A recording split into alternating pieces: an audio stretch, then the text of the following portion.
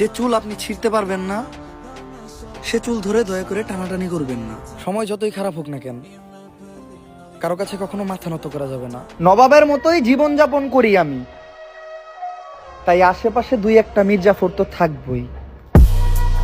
Guys, আবারও চলে আসলাম মরণ ফায়ারের এমন দোষী ডায়লগ নিয়ে, যা বর্তমানে টিকটক তুলফার করে দিচ্ছে।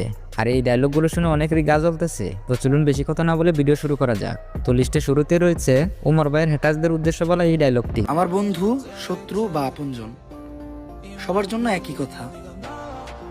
যে চুল আপনি ছিঁড়তে পারবেন না, সে চুল ধরে দয়া করে টানাটানি করবেন না, এতে সময় আপনারই নষ্ট।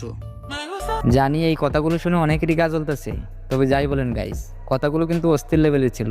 তো গাইস, এরপরে রয়েছে ভাবতেছেন গোপন কথা কেমনি হয়ে গেল ফাঁস? পরামর্শ নিশ্চয়ই নিজের মানুষের সাথেই করছিলেন। সর্বনাশ। উমর ভাইয়ের এই ডায়লগটি শুনে আমার নিজেরই হাসি পাইতেছে। আসলে সত্যিই কিন্তু গোপন কথা ফাঁস হয়ে গেল। তো গাইস, এরপরে রয়েছে একটু পিছন ফিরে তাকালেই দেখি আমাদের ভীষণভাবে ক্ষতি করা কোনো মানুষই ভালো নেই। না, এটা অভিশাপ না, কিন্তু নিয়তির পরিহাস। এই ডায়লগটি শোনার পর আমি কি বলবো বুঝতেই পারতেছি না। তো যাই বলার আপনার কমেন্টে বলে যান। তো এরপরে রয়েছে নিজেকে চালাক ভাবো, এটা খারাপ কিছু না, কিন্তু অন্যকে বোকা ভাবাটাও উচিত না। মনে রাখবা, এইগুলোর সাথে দেখা হওয়ার আগ পর্যন্ত বাজ পাখিও নিজেকে সব থেকে বড় শিকারী ভাবে। আসলে ভাই নিজেকে এতটা চালাক ব্যাপার ঠিক না। তো যাই হোক, এরপরে রয়েছে সময় যতই খারাপ হোক না কেন, কারো কাছে কখনো মাথা নত করা যাবে না। জঙ্গলের অর্থনীতি যতই দুর্বল হোক না কেন, সিংহ কিন্তু কখনো ঘাস খাবে না। উমর ভাইয়ের এক একটা কথা কিন্তু অস্থির লেভেলের, এটা কিন্তু আপনার মানতেই হবে। তো এরপরে রয়েছে এত কথা বাড়ানোর সময় আমার নাই, সব কথার এক সমাধান। আপনি ভালো, আমি খারাপ। গাইস, এরপরে থাকছে গত পরশু কেউ ধারণা করেনি যে গতকালের আবহাওয়া এমন হবে, আবার গতকালও কেউ বুঝতে পারেনি যে আজকের আবহাওয়া এতটা পরিবর্তন হবে। বুঝছো, কথাটা কিন্তু আবহাওয়ার জন্য ছিল না।